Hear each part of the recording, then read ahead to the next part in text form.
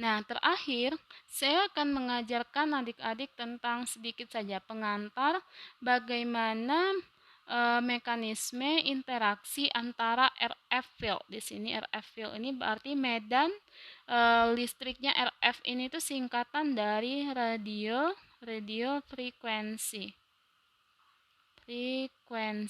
Jadi nanti bagaimana interaksi antara medan-medan. Kenapa di sini disebutnya medan-medan? Karena tadi kan seperti yang saya jelaskan di awal bahwa gelombang elektromagnetik itu adalah gabungan antara medan magnet dan medan listrik. Jadi di sini ada dua buah medan sehingga disebutnya di sini fields. Jadi dia di sini plural. Jadi fields itu berarti jamak. Nah, karena lebih dari satu, karena medannya ada dua, ada medan magnet dan ada medan listrik. Nah, seperti yang tadi saya jelaskan bahwa handphone kita itu dia bekerjanya menggunakan gelombang RF. RF itu yaitu radio frekuensi, yaitu menggunakan gelombang radio.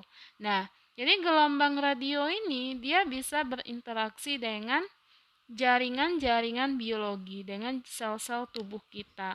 Nah, bagaimana interaksinya? Interaksinya itu di sini ini saya bantu terjemahkan. Interaction can take place through either thermal or non-thermal mechanisms. Jadi dia berinteraksinya itu bisa melalui mekanisme thermal mechanisms or non-thermal mechanism. Jadi seperti yang tadi saya jelaskan bahwa dia interaksinya itu ada yang thermal dan ada yang non-thermal. Nah, selanjutnya, thermal mechanisms are those resulting from the temperature change of the tissue caused by the RF fields. Jadi, mekanisme thermal ini dihasilkan dari perubahan suhu dari jaringan. Nah, apa yang menyebabkan jaringan tubuh kita itu mengalami perubahan suhu? Penyebabnya adalah medan-medan eh, yang dibawa medan-medan yang dimiliki oleh frekuensi radio itu. Medan-medannya ini medan-medan yang mana? Medan yang ini tadi, medan magnet dan medan listrik ini. Nah, terus selanjutnya katanya, they might, for example, produce changes in the rates of biochemical reactions since these are all likely to be temperature dependent to some degree. Jadi, ini memungkinkan, misalnya sebagai contoh itu adalah menghasilkan perubahan-perubahan yang reaksi biokimia. Jadi tubuh kita itu kan dia punya reaksi biokimia. Nah, tapi karena adanya medan listrik dan medan magnet yang dibawa oleh gelombang elektromagnetik itu, nah laju reaksi biokimia di dalam tubuh kita itu mungkin akan berubah. Jadi dia bisa mengubah reaksi-reaksi biokimia yang ada di dalam tubuh kita. Nah, ini bergantung pada suhu, karena kan tadi panas, radiasi itu menyebabkan panas.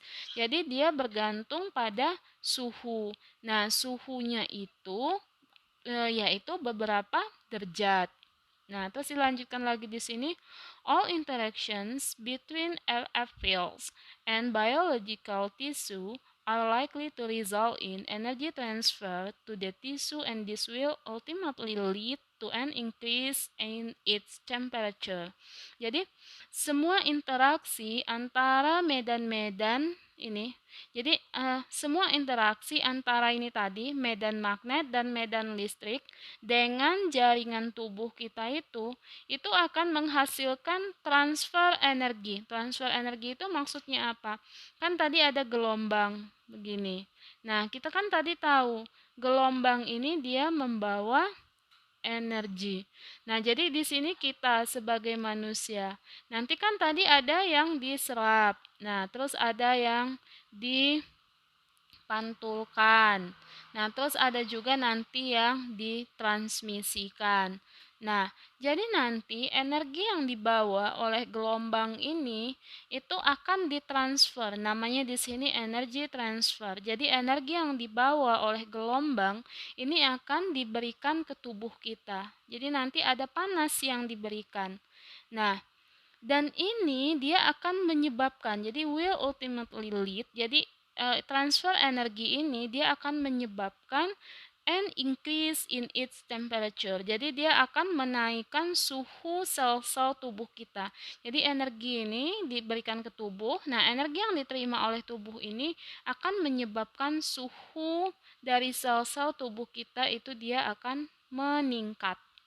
Nah, terus katanya but non-thermal mechanisms are those that are not directly associated with this temperature change, but rather to some other change produced in the tissue by the electric or magnetic field. Nah, ini yang non-thermal tadi, yang tidak bergantung pada suhu. Jadi ada juga mekanisme yang tidak bergantung pada suhu.